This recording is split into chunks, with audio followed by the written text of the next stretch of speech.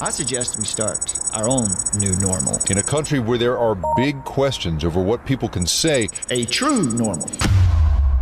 This is beyond any kangaroo rig court. These are dark times for our nation. This is some third world bullshit right here. Court handed the conspiracy theorist a nearly $50 million punishment, a possible warning to conspiracy theorists like him. They're trying to make you afraid of things like critical race theory or the apocalypse. I think it sets a precedent. All it takes is one jury actually change human behavior. And it's been a long time in coming. At some point, we need to start asking what the hell happened to all the money that we had.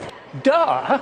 Media dividing us by colors, white or black. Duh. You believe in Jesus, these days Christians get attacked. What's going on here? Freedom's dead, if you have an opinion, take it back. Shame on you. They put the world in a state of chaos, economy crashing and massive layoffs. Black against white or it's left versus right. Divide and conquer and control is to pay all. Shame on you. It's absurd, outrageous. And you know it.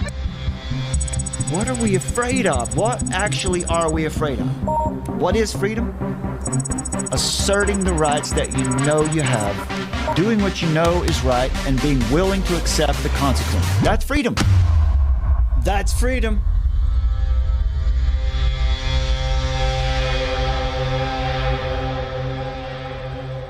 Welcome to True Normal TV News. Summer. Hi. There's Summer. Summer's here we are. Friday, August 9th, 2024. And we're still here. Good to see Wayne and Joe out there in the chat. Yeah, thanks for being here, guys. It's good to have you here. Let's just jump right into this crazy stuff right here. Listen to this person. This is an MSNBC contributor. I can't say his last name. It's like Gurrid Hardass. I'm not. That's what his name is. So, anyway, check this out. The significance of this man is that he is an older white man. Talking about Tim Walts, Kamala Harris. Walls. Pick for VP. Walls. In a moment in which the far right is trying to convince white people that the future is treacherous for them, trying to convince men that the future is treacherous for them. And here is an older white man, a coach, a soldier, who is very hard to dismiss as some kind of effete coastal elite, who is telling older folks and white people, you do not need to be afraid of the future. There is joy in the future. There is joy in having your boss be a black woman. There is joy in what is coming. And I think he is going to teach lots of people, in addition to whatever role he plays in an election and in the White House, he's going to teach lots of people through his role in the culture that they're going to be okay and that there's joy on the far side of realizing a multiracial democracy in this country. The significance of... So basically, he's going to teach white people how to behave. Going to teach white people how to enjoy the New World Order or something like that. Summer, what do you think about that? You haven't heard that one yet, have you? No, but it sounds exactly out of the woke playbook. Sure does. Folks, once again, we're showing you these clips because we're trying to drive the point home that we're in the middle of a cultural revolution, and it is not unlike what started in 1966 in communist China. All of the aspects are there. It might not be exactly the same players, but the methods are all the same. Because it's okay to point out a specific group in our culture, in our society, and denigrate them, just throw rocks at them, right? To persecute them, to make fun of them, right? It's okay. Listen to Joy Reid here. Got to be honest and keep it real. This is not the pick that I expected that she would. Again, she's talking about Tim Walts here. Make. It did come down to the final three, as we understand it, and I thought she would go astronaut. Keeping it real, he to me would have been the safest, most conventionally safe pick. White, super white, like mayonnaise sandwich on Wonder Bread, right? From a border state, he could have made a strong argument for her. So mayonnaise sandwich on Wonder Bread, white. It's okay. It's all right. No big deal. Listen to this lady here. This is a non-binary person. who has an opinion about how dense white people are. White people are truly so dense. So there's this woman that had a cool dog, and my dog was cool with her dog. So they like played a little bit, and then her friend like pulls up, and we start talking about my dog. She's a German Shepherd, Belgian Malinois. And she's like, oh yeah, like all the dogs that protect like the president are Malinois. And then I start talking about how like trainers end up being super racist, and they are racist, and then it perpetuates a stereotype of my dog that like she doesn't fuck with black and brown people, which is the opposite. I literally told them, I was like, I trained her to not like white people. Which the woman with the dogs like laughed at because it's hilarious. But anyways, surprised though, because she was also white. But I was like, yeah, you know, the trainers are like a little bit like the trainers are racist, and she was like, towards other dogs. I was like, no, against like black and brown people. Like they train dogs to bite them and hold on to them and latch onto them. They train dogs to bite and latch and hold on to the perpetrator, whoever that might be. Anyway. Amazing. Is this not funny? Because you remember James Lindsay and his group, their first, what they called their trial balloon paper, when they were trying to expose the grievance studies community. Yeah. They put that paper out, and it was about racist dog training. Right. And it was really, the paper generally was about how, the conceptual penis was another one. But anyway, the racist dog training was about, how we need to train men the way we train dogs. Anyway, it was, I don't want to get in that rabbit hole, but this just reminded me of that. How that paper was accepted, for publish. Well, it was. Right, because anything that wants to bash on any sort of standard that used to be back in the day, traditions, values, conservative, anything that's just holds the cohesion of society together, they want to bash that. They want to deconstruct it. 2 definite classes have been created, situated, and in the Cultural Revolution in Maoist China, it was the black class and the red class, and the red class were the good people, and the black class were the bad people. And you didn't want to be associated with the black class at all because they're the ones that had rocks thrown at them, the ones that were spit on, the ones that were beaten, the ones that were murdered. At least 20 million of them murdered simply for being a part of the oppressor class.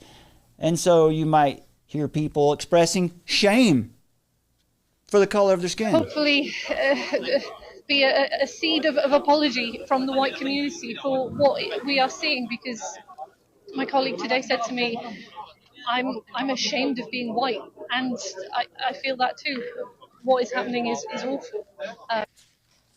So identity politics is everything. It's really all they care about.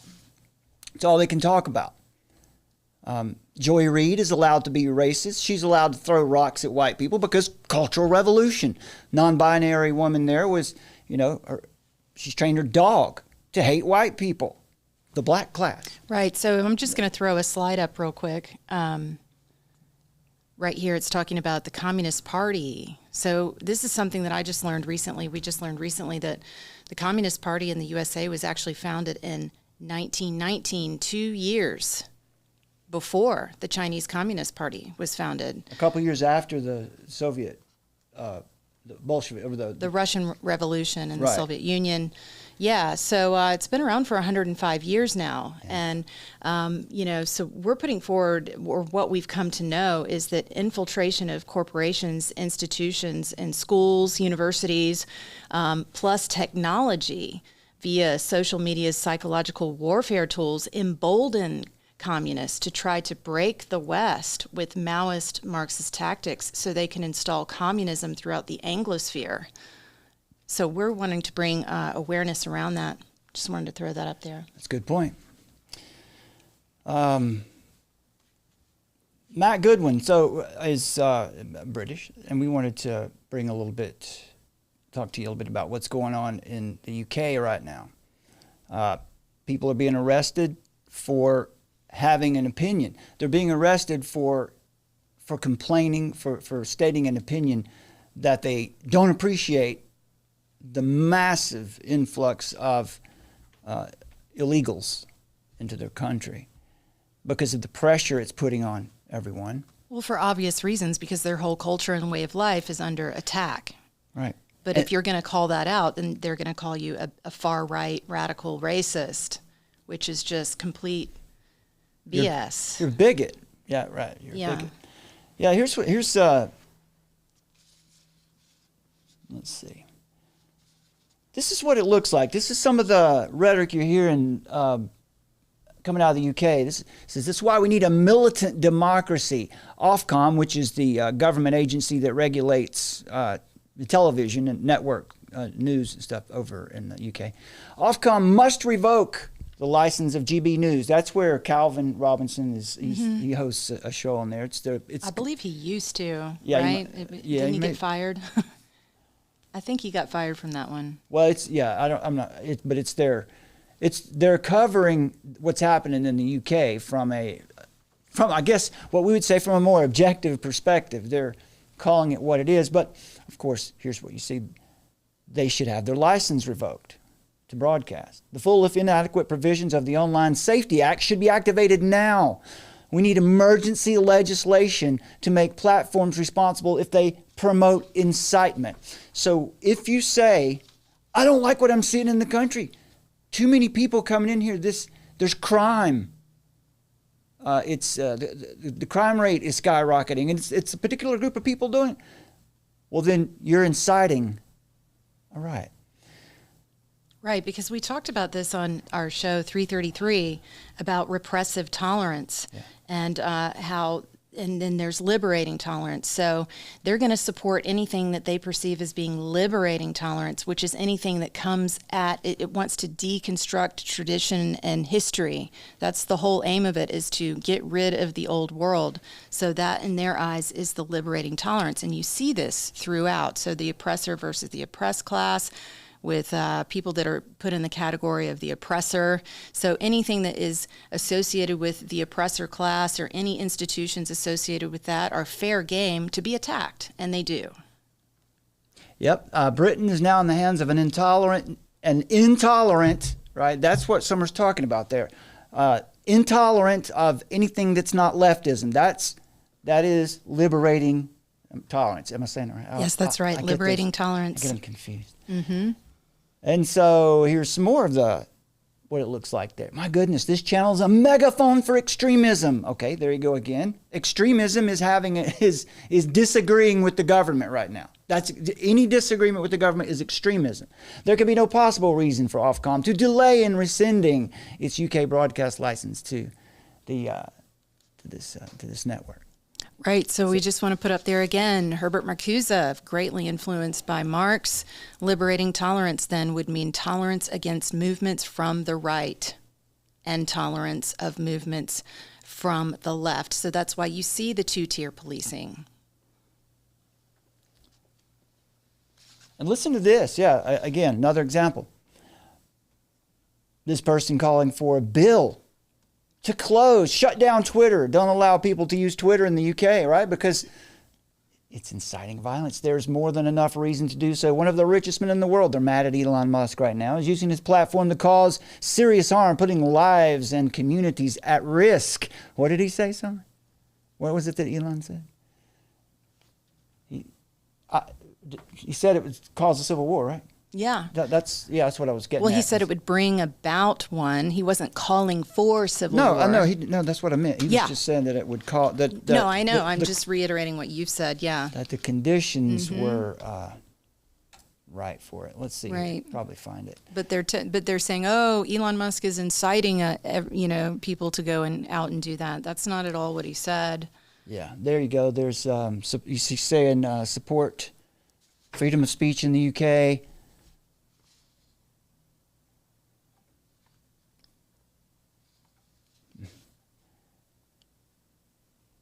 We've also come to learn, too, remember, Brad, that part of this being the Maoist tactics, Maoist Marxist tactics, is this idea of speaking bitterness. And so we're going to go into that as well in detail later on, but it's this idea that you just want to basically ruffle people's feathers and get people to be in conflict, essentially, as well. Yeah. And that's what we see across social media. Like, we see these tactics, these Maoist tactics, but they're applied in social media. We talked about Rob Reiner here probably a few months ago, and he was on, I don't know, one of the MSNBC. You know, he was making those comments about Christian nationalism. Well, here he is. Here he is again. And other assorted liberal Hollywood dopes overjoyed about Tim Waltz as the choice. Tim Walls, sorry. And yeah, there's a joyous feeling going around for our new Maoism, American Maoism.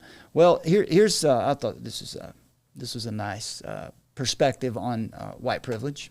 I don't know. I had a nice time. I live in New York, so I left. I went back to my parents' house because I have white privilege. Some people didn't get to leave the city. I did because of my privilege, and I used it. You gotta use it. You know what I mean? Doesn't it feel more disrespectful to waste it? You know what? Then we're all just being racist for nothing?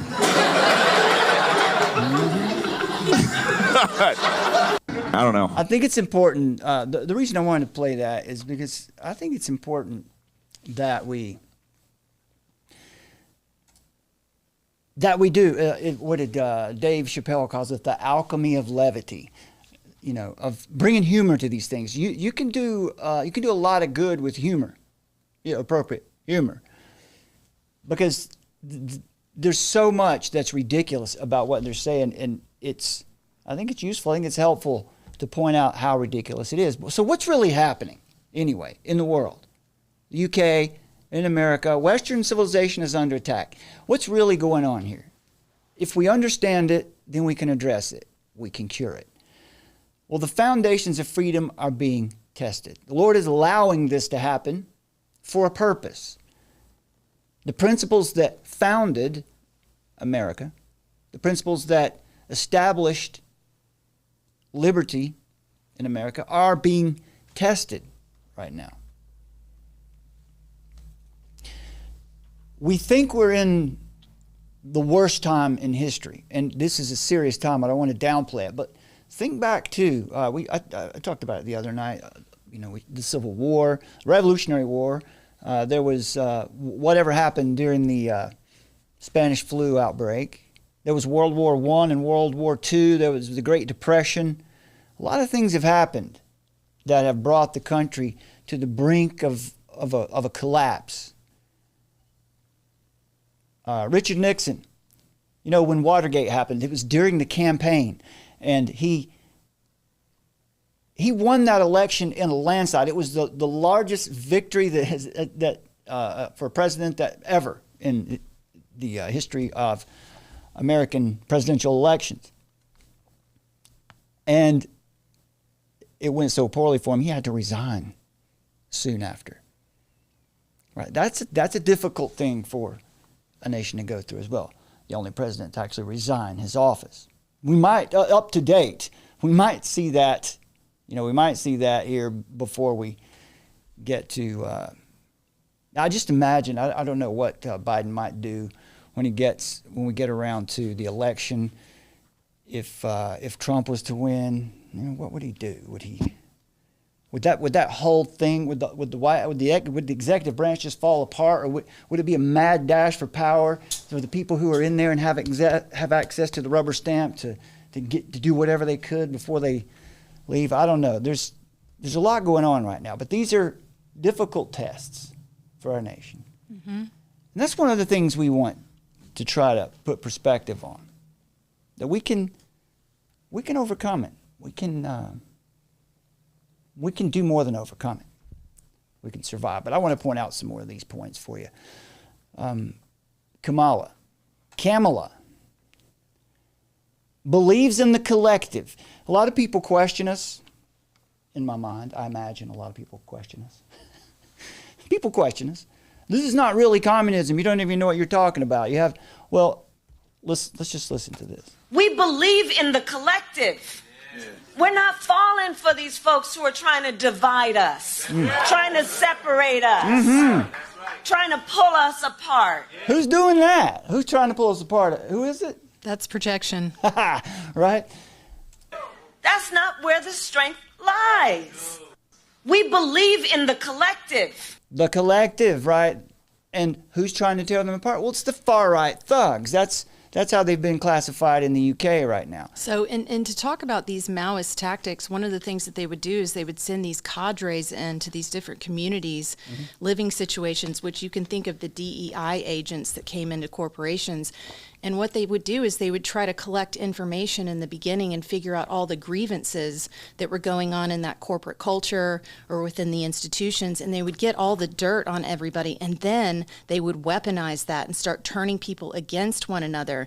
That's exactly what they do. Another tactic that they do is they basically tell you whatever you want to hear. So they know all of your traumas, and they've collected all this information about you, and they know like what's super important to you, and then they say, hey, we're going to be the solution to that. It's like love bombing. It's exactly what a predator does.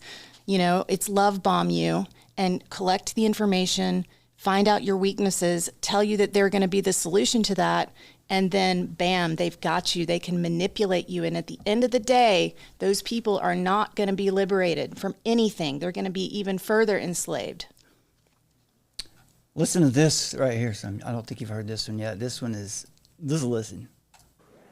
When we invest in clean energy and electric vehicles and reduce population, more of our children can breathe clean air and drink clean water. Listen to, and they applaud, right? They're like, yeah, reduce population. Because that's degrowth. That's the other part of this, guys, is we've talked about it, and we'll hash it out more, but this degrowth that they want to kill capitalism, and they want to bring in degrowth.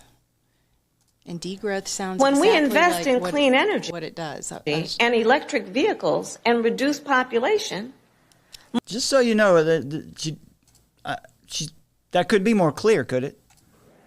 When we invest in clean energy and electric vehicles and reduce population, more of our children can breathe clean air. When we invest in clean energy and electric vehicles and reduce population. So there you go. Did she misspeak? I don't know. I don't think it matters. I think that's what she believes. That's her ideology. She's invested in that. I don't think I think she's talking off a prompter quite a bit. This article here from Academy of Ideas on Substack. It's a good one, talking about censorship won't address the riots. So censoring anyone who has an opposing opinion. Now, let's look at some more here, some more craziness, right? There's clearly a dialectical war taking place, and that's what we're trying to get across. It's meant to put enormous pressure on taxpayers, infrastructure, and the systems of Western civilization, and it's meant to force fundamental change in the nations that are considered Western. Overwhelming and demonizing the citizens and shutting down debate or dissent by claiming that the victims of this attack are the hateful perpetrators of it. It is textbook neo-Marxism, a process, once again, described by Herbert Marcuse as liberating tolerance, which is the designed broad attack on a culture's traditional customs and institutions, explicitly demonizing and censoring politically moderate and conservative ideas and voices. These are not far-right people. They're labeled as far-right. They're the black class. That's what far-right means here. It has nothing to do with what they really believe, because the people you hear speaking out are really just, most cases, moderates. So liberating tolerance, in essence, is complete intolerance. Yeah, exactly. That's the point. To anything that upholds the traditional status quo. Yeah, that's the point to take away from it, is that it is unapologetically intolerant and unquestioningly about exalting the radical left, neo-Marxist, Maoist, and quite frankly, communist ideology. Because that's the one that will save us. That's been the lie since the early 20th century, late 19th century with Marx. But this is not an organic breakdown of society. This is not capitalism running amok. It's a well-planned, controlled demolition of Western civilization and the very democratic, free market, Christian principles that made liberty, prosperity, and peace possible in the first place. The Clower Piven strategy. You know, we've talked about this before. There are 4 stages. You demoralize the people. You get God out of the discussion. And then you destabilize that nation, which sets up the opportunity to bring in the crisis and then the new normal. So this Clower Piven strategy, I have a clip here from Frances Fox Piven. She was one of the authors of this opinion. Let's listen to her in a very quick, very short debate with Milton Friedman, who is libertarian, free market principles. The test of your argument about the free enterprise system and its capacity to produce both freedom and greater equality to relieve poverty, the test of that argument has to be made everywhere that the free enterprise system has been extended, has penetrated. The test of your argument is not only in what happened to England and the ostensible decline or not the decline of the English economy or what happened in the United States. The test of that argument has to look at what the free enterprise system has meant for the majority of people who do not live in England and do not live in the United States. So the argument is that capitalism and the free market has undoubtedly harmed people that don't live in developed nations. It's taken advantage of them. It's made their lives worse. Who do not live in the mother countries, but rather live in that part of the world where most people live, and where most people have had their lives disrupted. Peasants have lost their land. Traumatic destruction. Excuse me. You got to compare because of the free enterprise system. Excuse me. You've got to compare something with something. Will you tell me the alternative, which has improved the lot of the ordinary people? What is the system which, in your mind, has been successful? Most people through most history have lived in tyranny and misery. It's only a very tiny minority at any time that have been able to escape from it.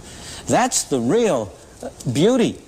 That's the real achievement. Now, will you tell me what the alternative system is which has achieved? Well, tell me what. Excuse me. And I say that. So basically here the point is there is an alternative system that she has in mind.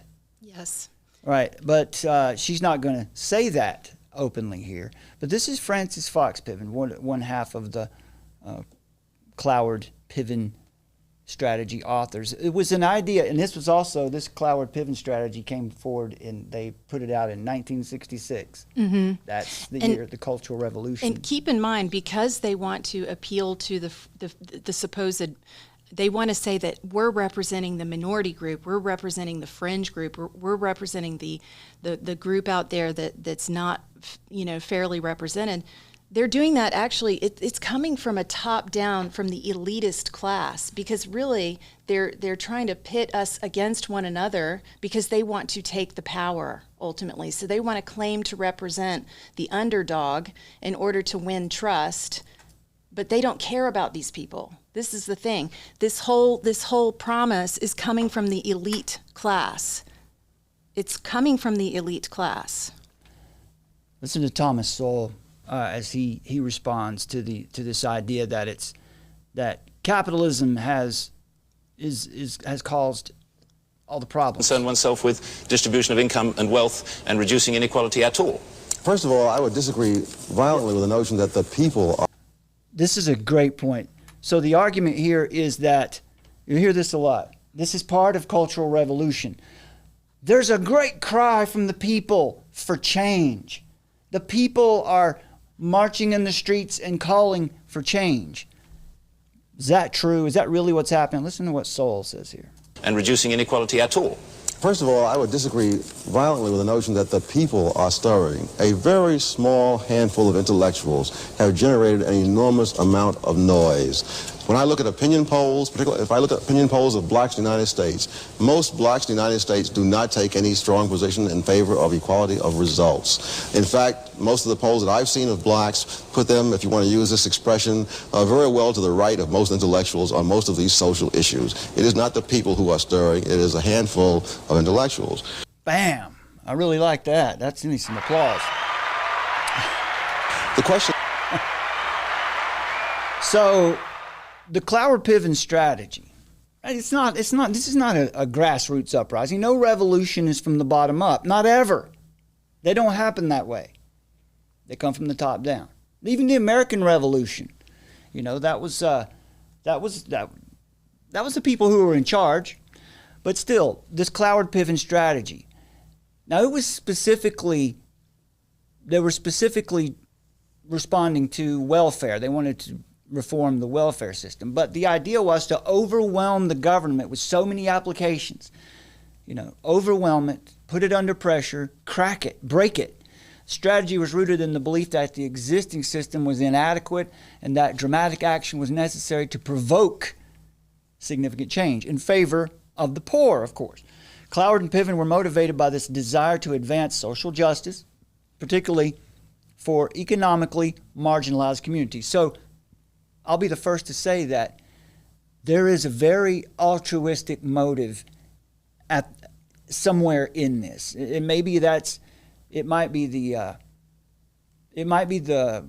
motivation for it. Might be a really strong sense of altruism. There's a lot of people involved in this who think this way, who believe this way because they want to help people. The problem is the revolution is never from the bottom up. It's from the top down. So these strategies take advantage of the people who have a heart for people who are struggling and then sell them a lie where they'll enslave themselves and everyone will be poor together.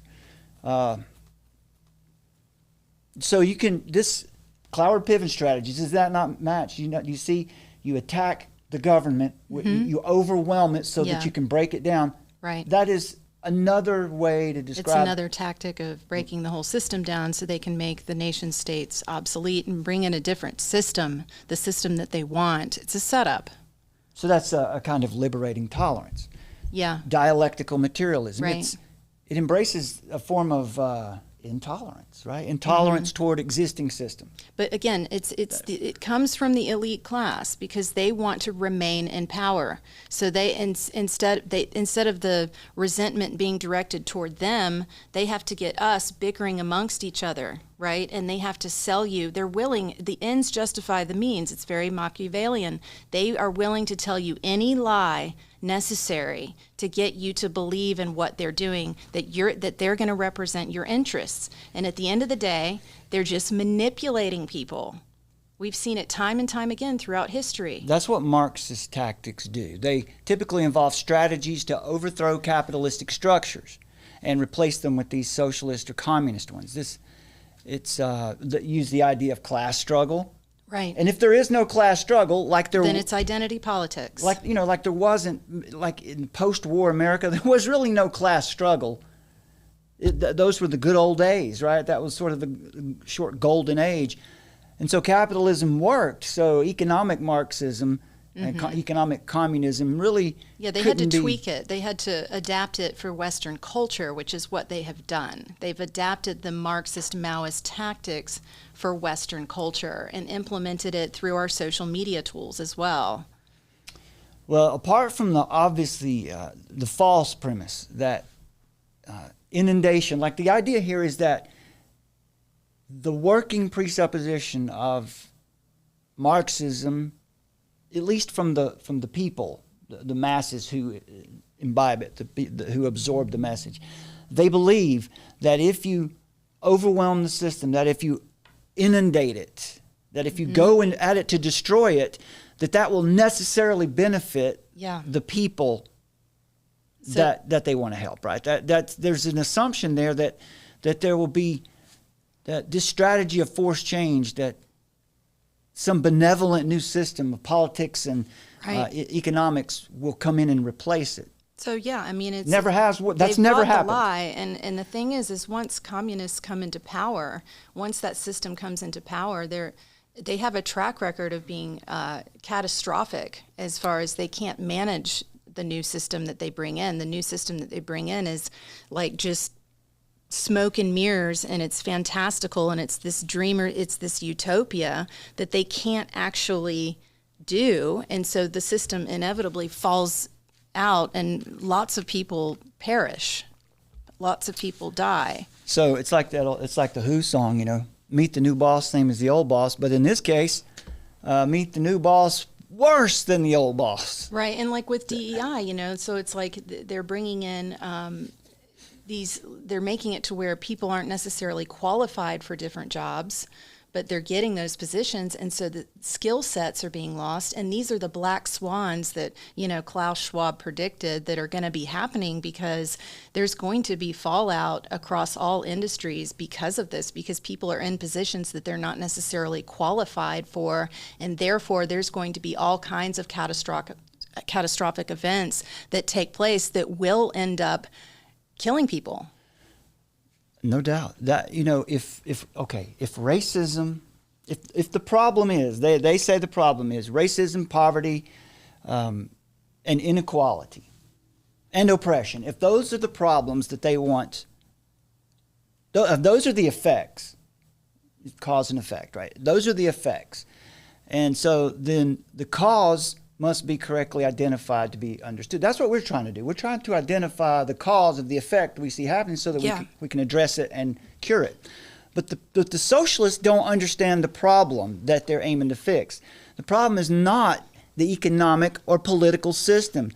The problem is not the far right class. The problem is corruption in the human heart.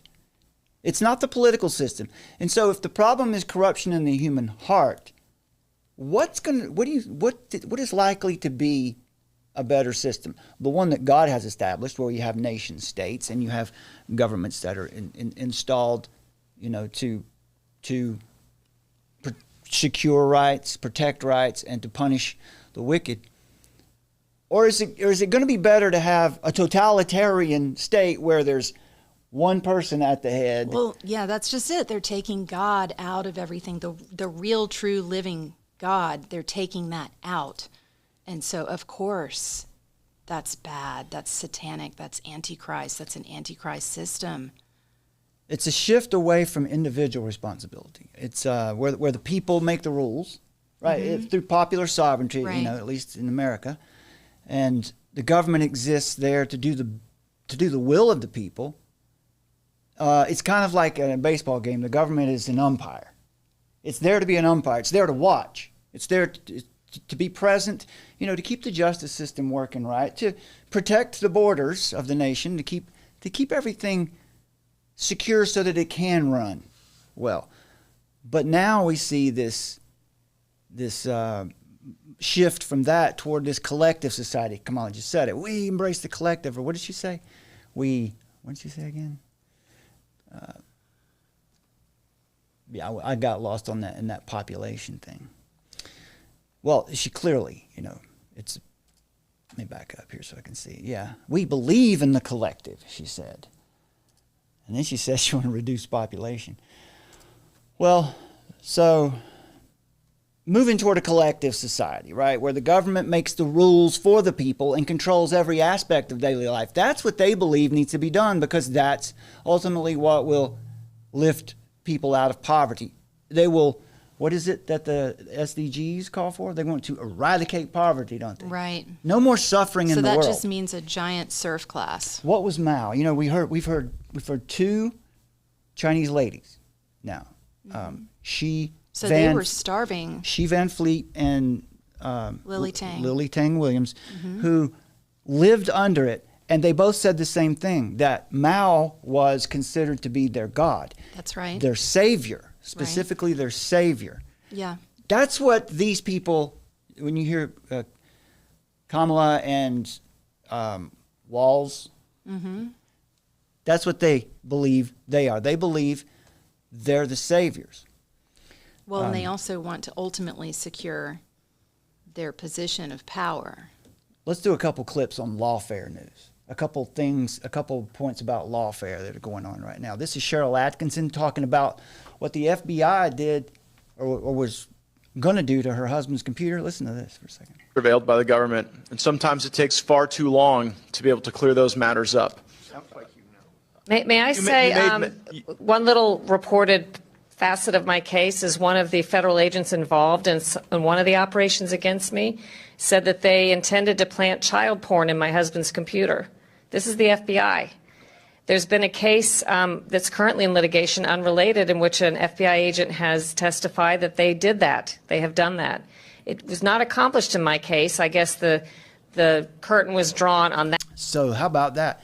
If you're black class, if you're one of the, if you're an oppressor class, this is the kind of thing they'll do to you to keep you, to just get you out of the way. Again, guys, the ends justify the means. So they're willing to lie and do anything possible. It's all available because there's no moral, they believe that it's for the greater good.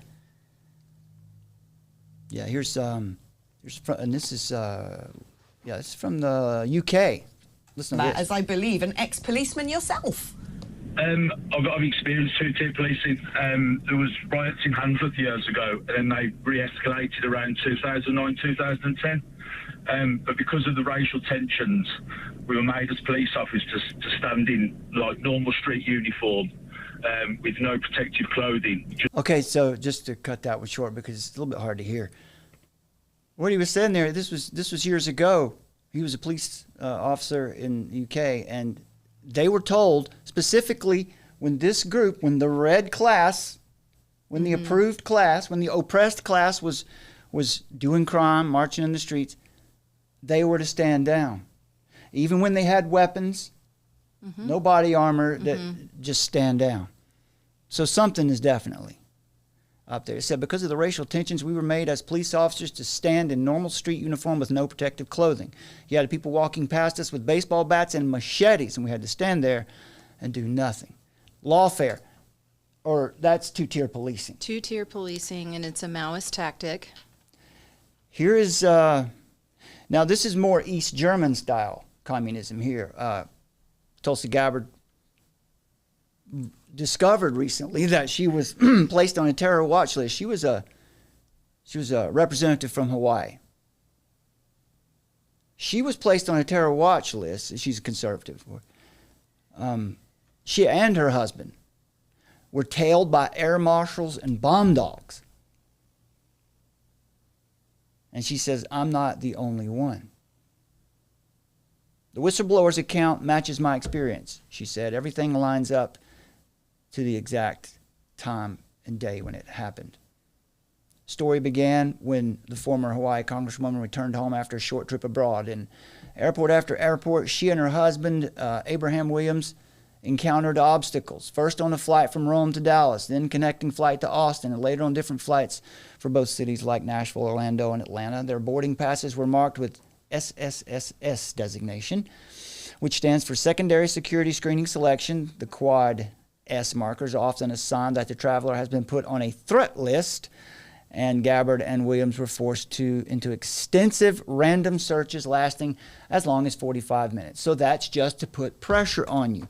Put pressure on the people, crack them, break them down. Kamala Harris has pledged to defend freedom and compassion and the rule of law. And people cheer when she says this, but here's a congresswoman who is her political opponent being tracked by teams of government agents in a surveillance regime that really looks more like this East German style communism.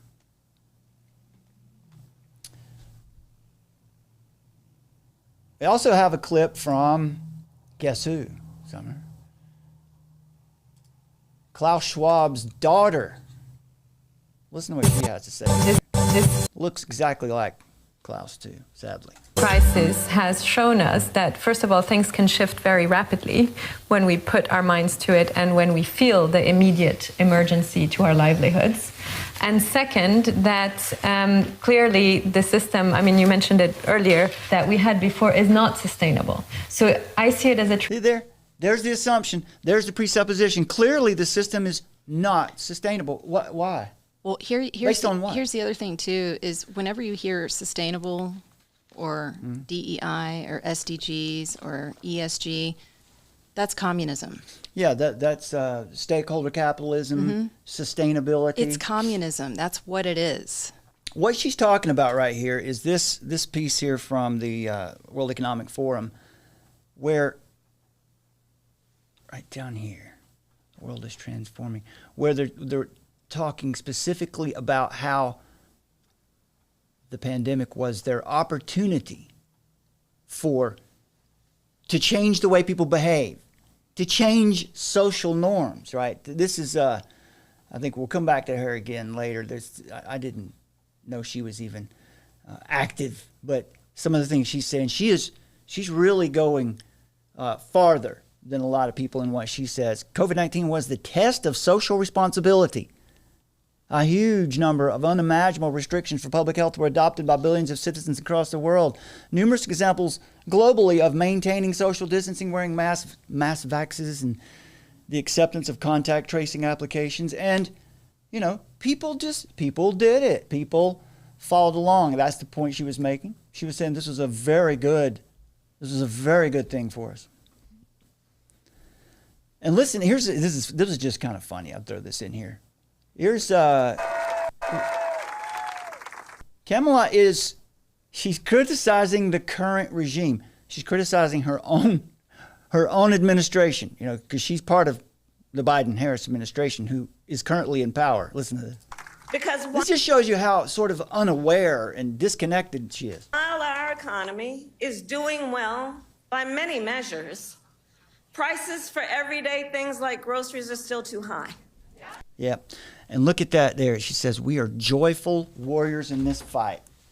That is the rhetoric. I mean, if you study the Cultural Revolution at all, that is how it was billed to the Red Guard and, you know, just the kind of rhetoric to get people to come along and fall in and join in your own, you know, enslavement. Right? This Klaus Schwab's daughter, things like climate change, it's not of first importance that they prove any of these things. They don't feel they have to prove to you that capitalism is oppressive and hurts black and brown people. They don't feel like they don't really have to prove to you that climate change is real. All they're really trying to do is to get more people to believe in the movement, believe that climate change is real, and to believe that all of these other things.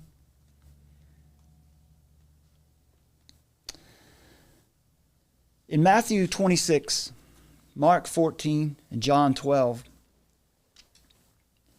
we hear Jesus say something very important. He's responding to the disciples who criticize a woman for anointing him with expensive perfumes. Specifically, Judas Iscariot argued that this perfume could have been sold and the money given to the poor. This is a biblical foundation for how we respond when we have people in our communities or people in the world who have less, or, you know, how do we think about the poor? What do we do? Jesus said, "For you always have the poor with you, but you will not always have me." Jesus is alluding here also to Deuteronomy 15:11, where the persistence of poverty in Israel is acknowledged, but the command to be generous to the poor remains.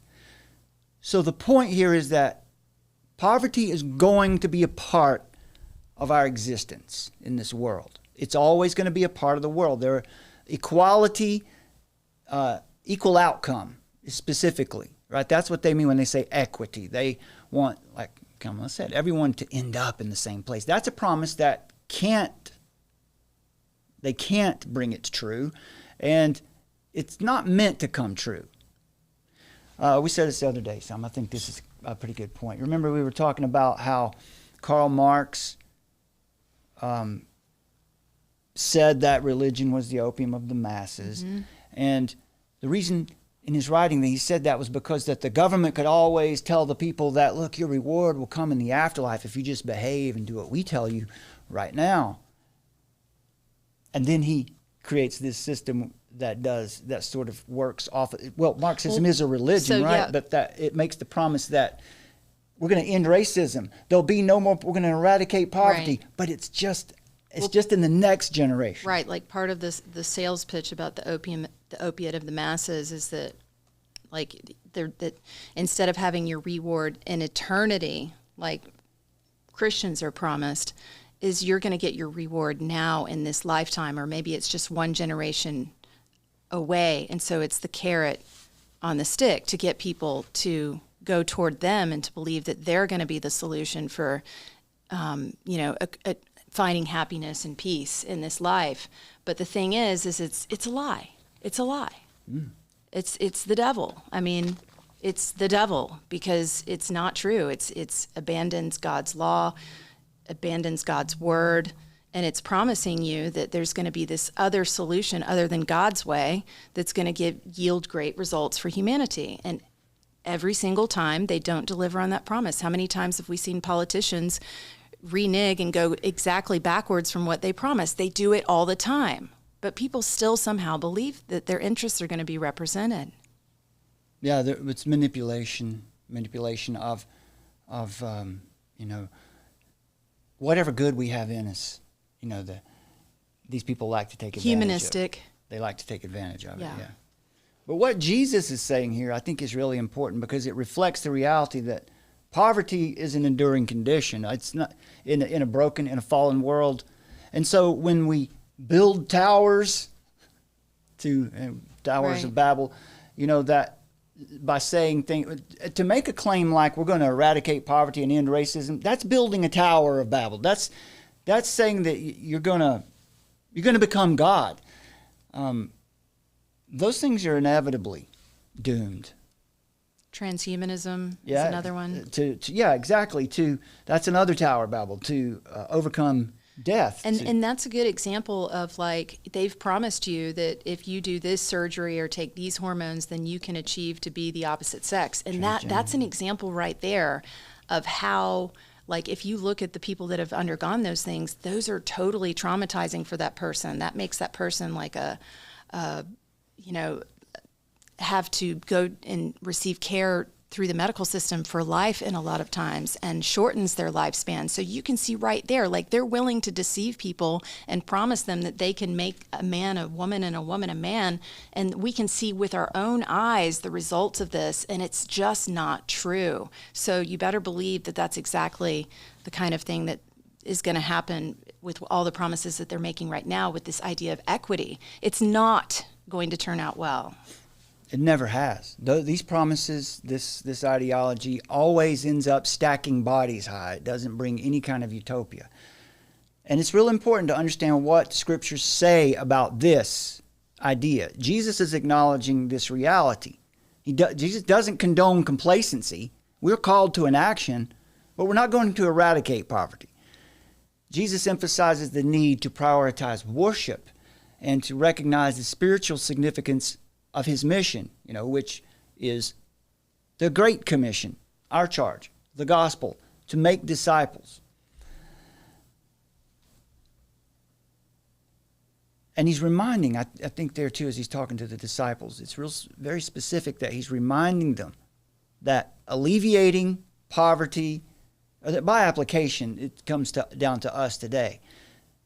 The act of doing good works to alleviate poverty, this is going to be a continual, ongoing mission that's never going to be fully accomplished until the fulfillment of God's kingdom.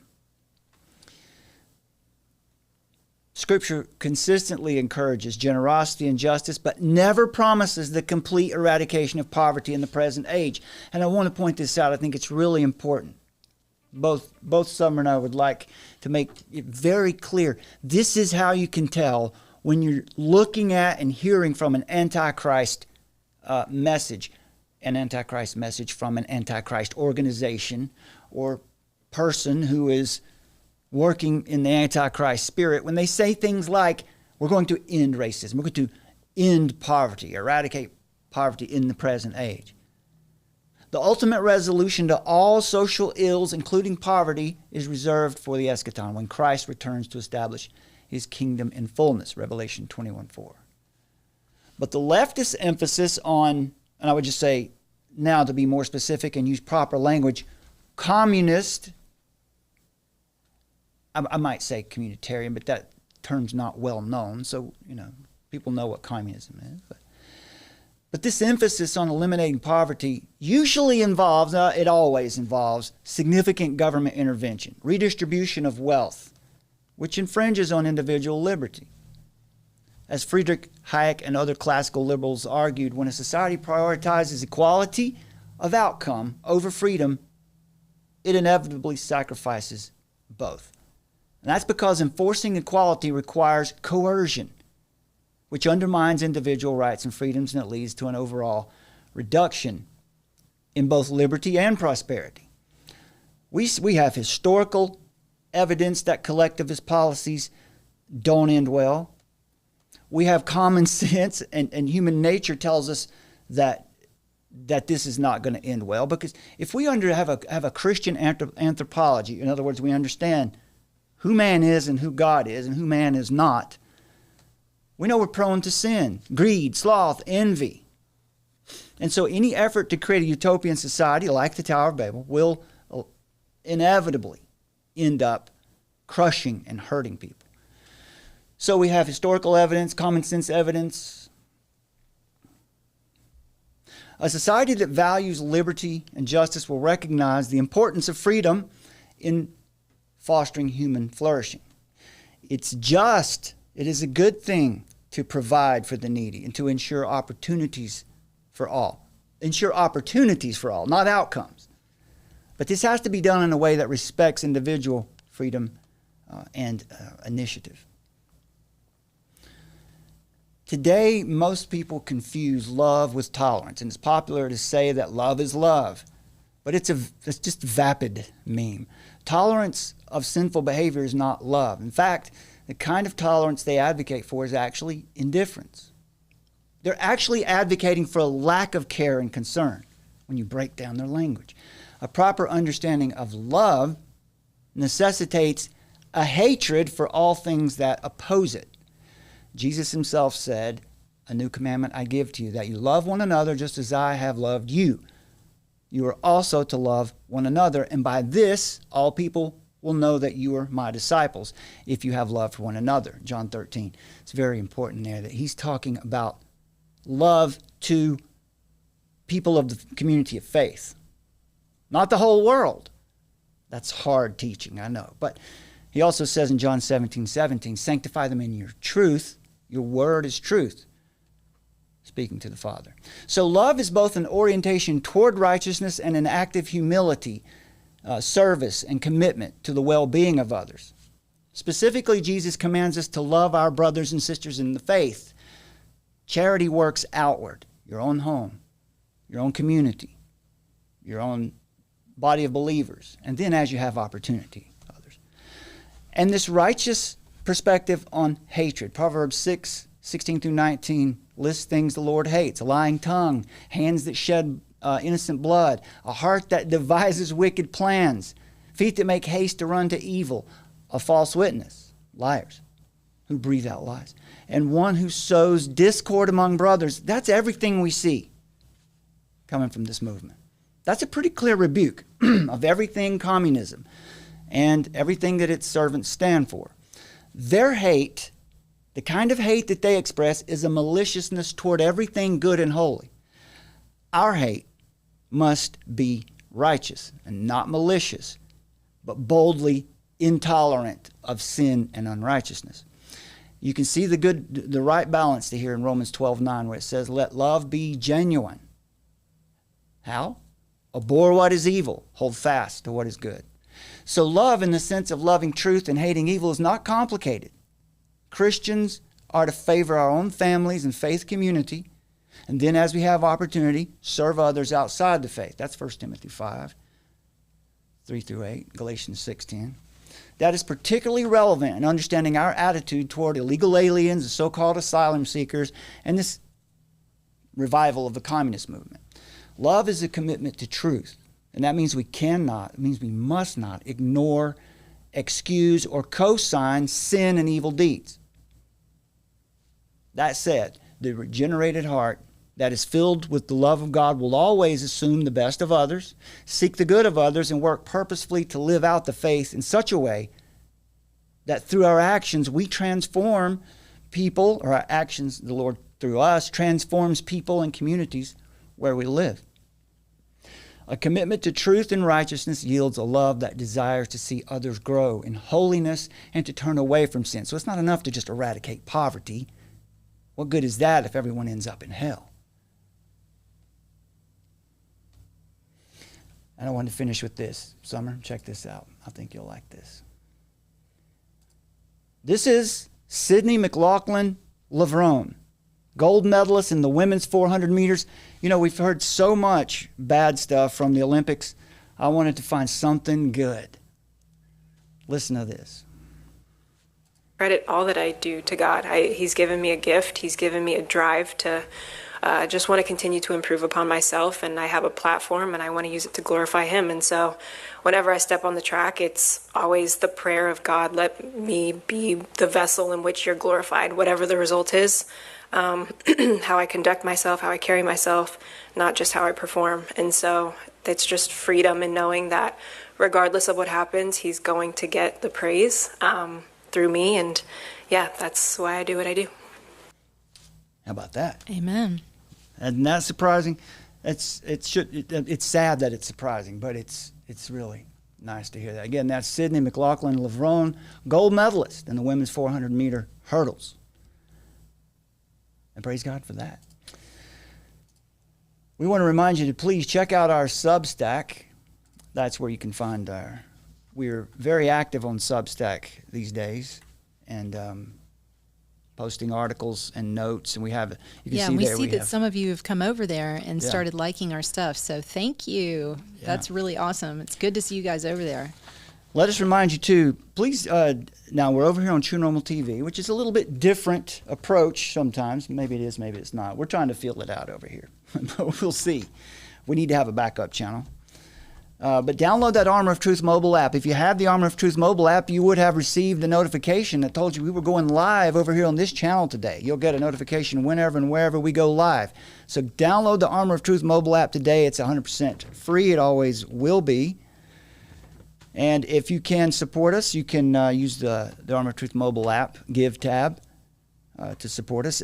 Every gift or donation makes a difference. Any amount, doesn't matter. It all really it helps. It's also very encouraging to receive that support. But we need your help to get ourselves funded for next year.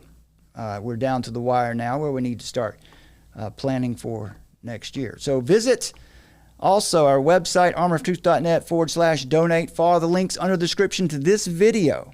And if you can set up a monthly recurring donation to help us plan for our future, that really helps us a lot. So what are you waiting for? Download that Armor of Truth mobile app today. Once again, it's Brad, and this is my lovely wife, Summer, and we're seeking a worldview revolution through God's revelation. Faith is resistance. God bless you, folks. See you next time. Well, that's a rather interesting position coming from a man on a crusade against the evils of technology. I'm not against technology, Doctor. I'm against the men who deify it at the expense of human truth. Armor of Truth, live. In the age of technocracy, scientism, and pop atheism, Faith is resistance.